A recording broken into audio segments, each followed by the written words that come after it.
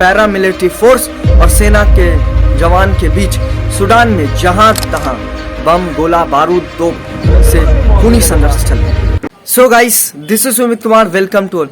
सो guys, अगर किसी भी देश की राजनीतिक में अगर सेना का हस्तक्षेप हो जाए ना, वो देश फिर कभी शांति से नहीं रहता। वहाँ ना किसी वजह से उस देश में युद्ध होते रहते, आपस में उलझते रहते वो देश। जैसे अभी सूडान में पिछले कुछ दिनों से हालात बन रहे हैं गृह युद्ध के, जहां तहां सूडान की सड़कों पर सेना और पैरामिलिट्री फोर्स, जिसको सूडान में RAF के नाम से जाना जाता है, रैपिड सपोर्ट फोर्स, दोनों आपस में खूनी संघर्ष कर रहे हैं सत्ता काबिज को लेकर के। सैन्य के नेता है अब्दुल फतेह अल बुरहान और पैरामिलिट्री फोर्स के नेता है मोहम्मद हमदान डागलो। इन दोनों के बीच सत्ता काबिज को लेकर के, विलय को लेकर के आपस में खूनी संघर्ष चल रहा है।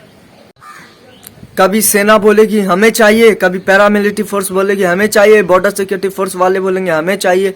इस तरह करके गृह युद्ध छिड़ा रहेगा। देखो, इन सबका रीजन है कि 2019 में तत्कालीन राष्ट्रपति उमर अल बशीर की सरकार के खिलाफ जनता ने विद्रोह कर दिया, तो सेना ने फायदा उठाते हुए सत्ता से उखाड़ फेंक दिया, क्योंकि उनका पहले से दखल था सूडान की राजनीतिक में सेना का।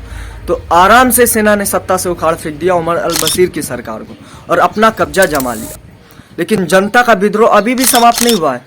तो लेकिन अब पैरामिलिट्री फोर्स चाहते हमारा भी विलय हो जाए और सरकार में हम भी हों, तो इसलिए पैरामिलिट्री फोर्स और सेना के जवान के बीच सूडान में जहां तहां बम गोला बारूद तोप से खूनी संघर्ष चल रहा है। इस बीच प्रभावित हो रहे हैं आम लोग, वहां पे रह रहे भारतीय, वहां पे रह रहे लोग।